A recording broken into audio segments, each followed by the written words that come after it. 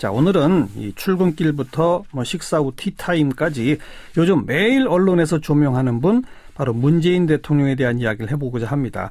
이런 참신한 모습들이 나오니까 20, 30대 젊은 층 사이에서는 일종의 팬덤 현상까지 만들어지고 있다는데 이것들을 어떻게 평가해야 옳은지 경희대학교 이태광 교수 어서 오십시오. 네, 반갑습니다. 네. 지난 한 일주일 어떠세요, 보시기에? 우려하는 목소리들도 있었는데요. 제가 평가하기에는 상당히 굉장히 안정된 그런 행보를 보이고 있다. 그리고 이제 박근혜 정부와 대비되는 여러 가지 코드들을 그것이 의도적이든 아니면 자연스럽게 하시는 것이든 예.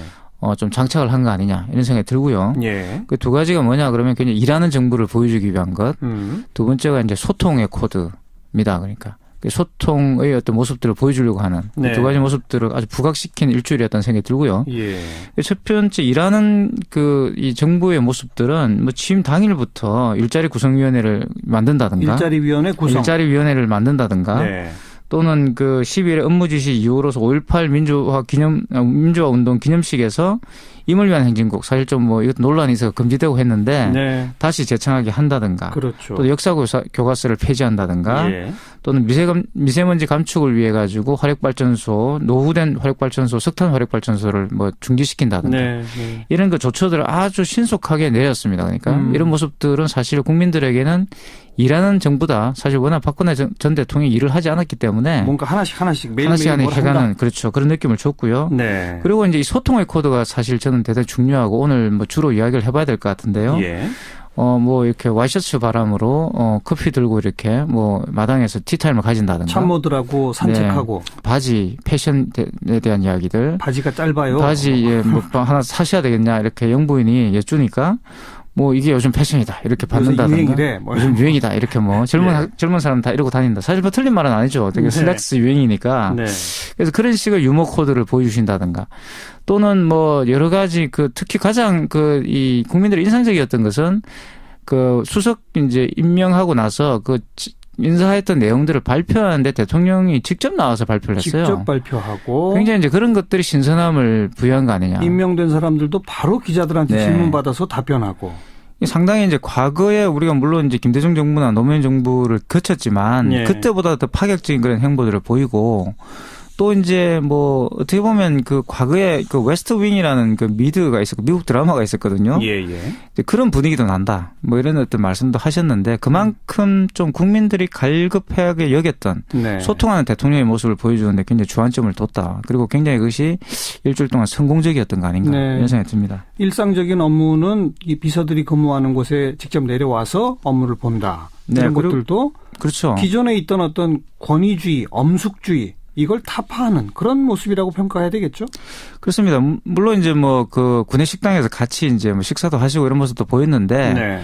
역대 대통령이 꼭 이렇게 부임을 하면 구내 식당에서 식사를 하셨어요. 네. 그런데 이제 문재인 대통령 같은 경우는 그 식사를 하시기는 하시지만 그게 이제 형식적인 차원이 아니라 조금 다른 방식들이 있었다고 봅니다. 그게 이제 대화를 하는 방식이라든가. 그죠? 단순히 가서 밥 먹고 그냥 가는 게 아니라. 예.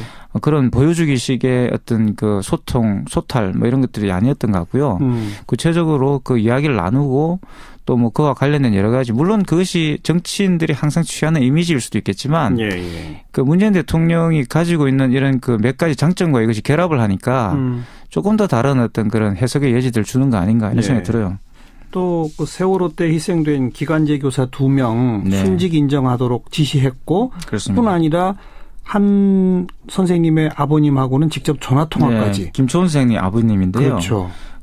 김초원 선생님 아버님 성함이 이제 김성욱 씨입니다. 직접 전화를 걸으셔가지고 소통한 대통령의 모습을 보이고 이런 이 여러 가지 이제 조처들을 취했죠. 네. 굉장히 그것도 신속하게 취하는 모습을 보여줬기 때문에 예.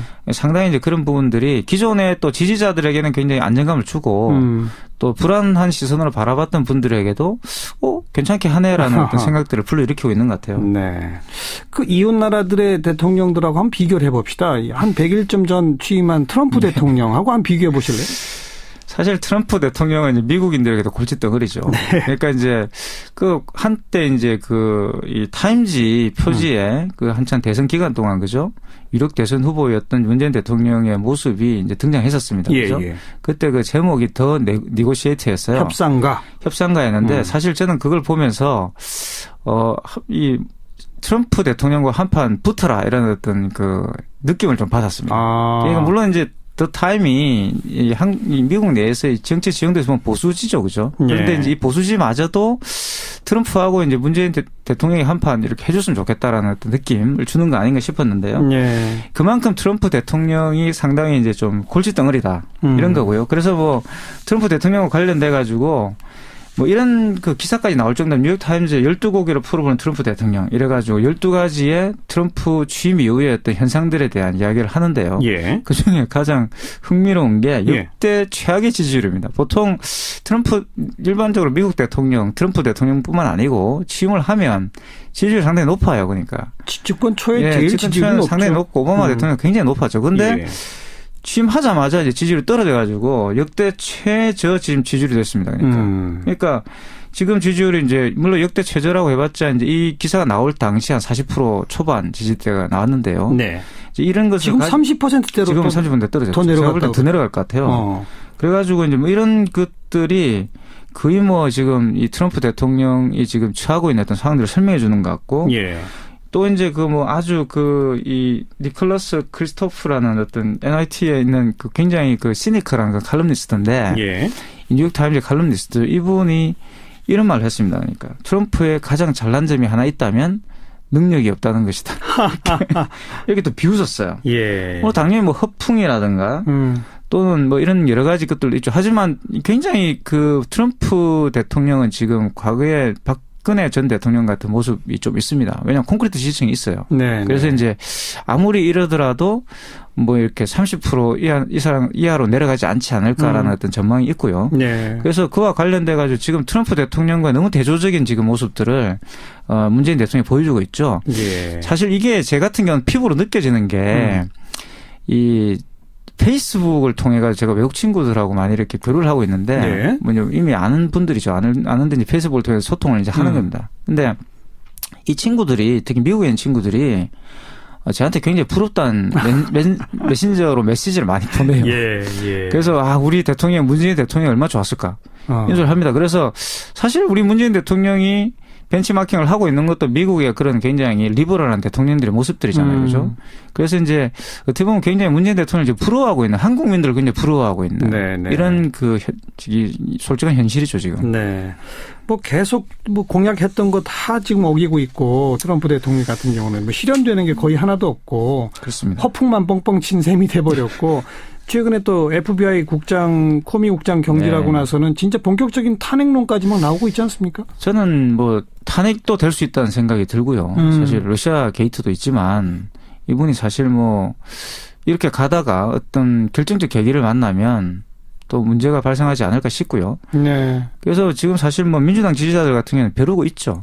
그래서 뭐 트럼프의 T자만 나와도 지금 경기를 일으키는 그런 상황이다. 이런 그 전갈이 있습니다. 그렇게 트럼프의 모습이 있기 때문에 어쩌면 문재인 대통령의 이런 모습들이 더 돋보이는 면도 그렇습니다. 있는 것 같고 또 며칠 일찍 당선된 프랑스의 마크롱 대통령 취임식 때 뭐 55만 원짜리 정장을 입은 게 화제가 되더라고요. 이건 또 어떻게 보세요? 사실 뭐 프랑스 같은 데는 사생활과 관련돼 가지고는 그렇게 큰 문제 제기를 하지 않은데 저는 이게 이 프랑스 내에 특히 르펜을 중심으로 하는 그런 약간의 상류 계급에 대한 어떤 반감들 이런 걸 이용한 정치인들이 있지 않습니까?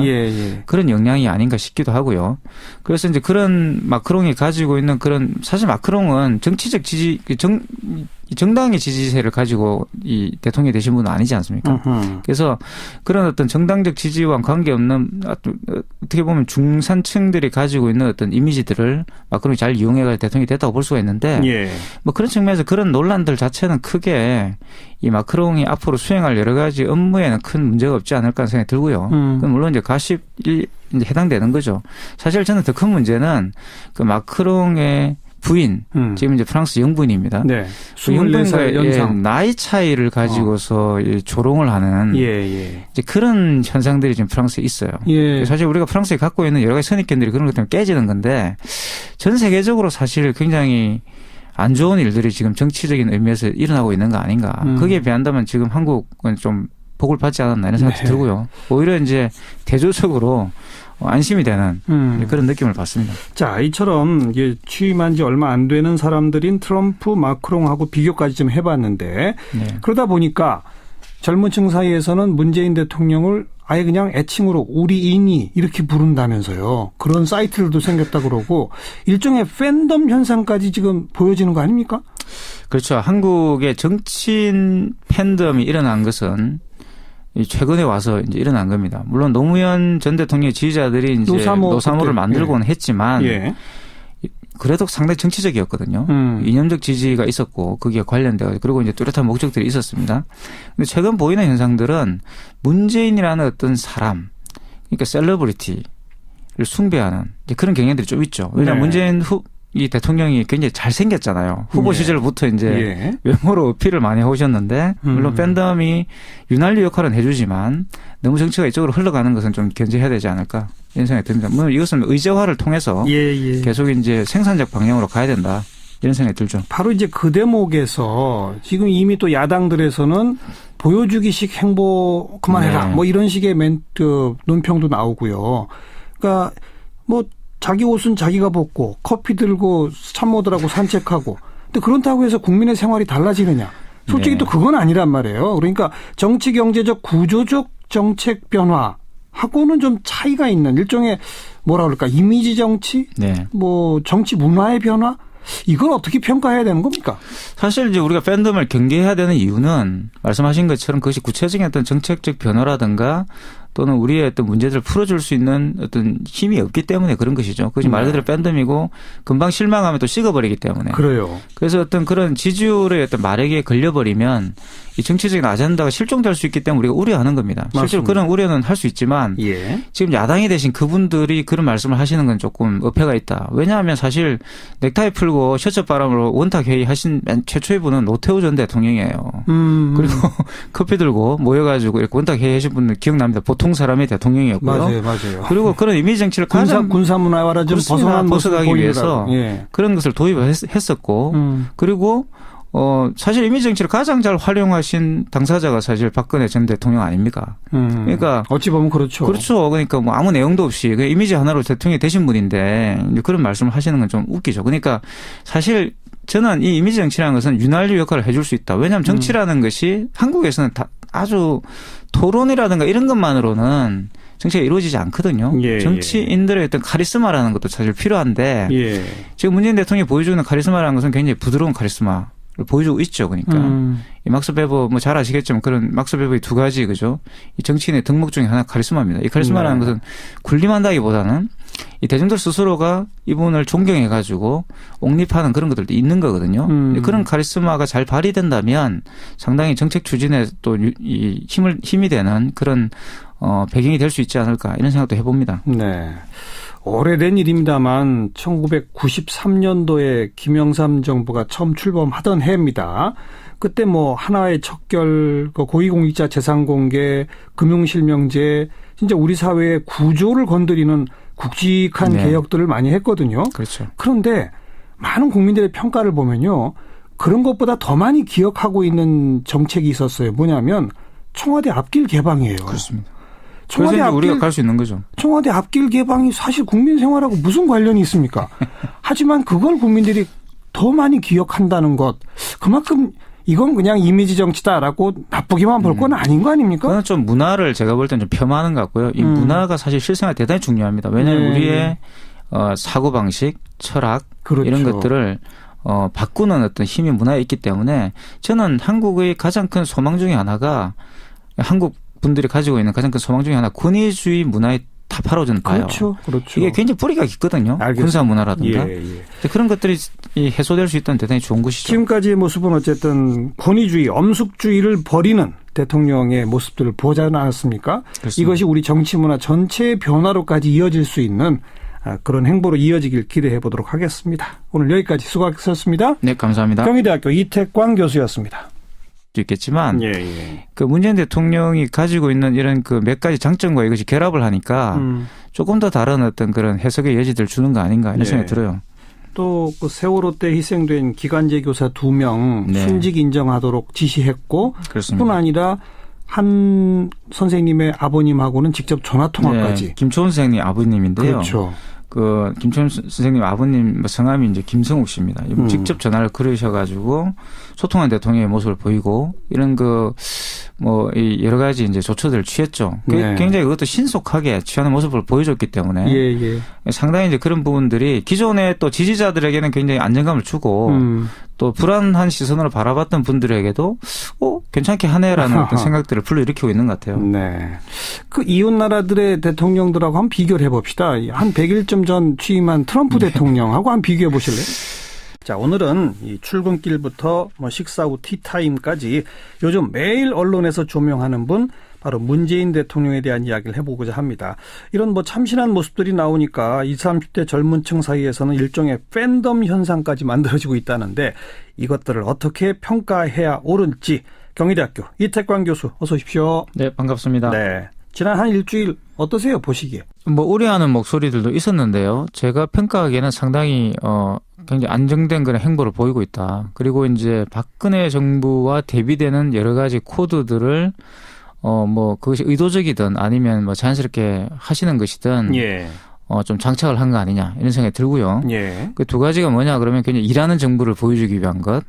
두 번째가 이제 소통의 코드입니다. 그러니까 소통의 어떤 모습들을 보여주려고 하는 두 가지 모습들을 아주 부각시킨 일주일이었다는 생각이 들고요. 예.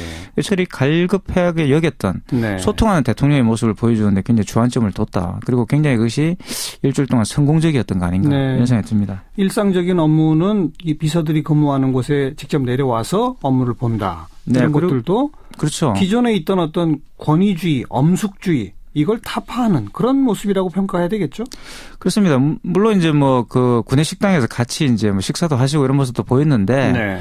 역대 대통령이 꼭 이렇게 부임을 하면 구내 식당에서 식사를 하셨어요. 네. 그런데 이제 문재인 대통령 같은 경우는 그 식사를 하시기는 하시지만 그게 이제 형식적인 차원이 아니라 조금 다른 방식들이 있었다고 봅니다. 그게 이제 대화를 하는 방식이라든가. 그죠? 단순히 가서 밥 먹고 그냥 가는 게 아니라. 예. 그런 보여주기식의 어떤 그 소통, 소탈 이런 것들이 아니었던 것 같고요.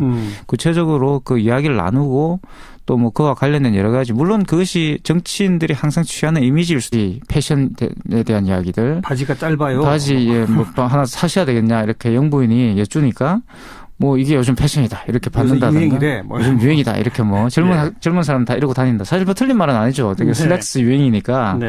그래서 그런 식의 유머 코드를 보여주신다든가.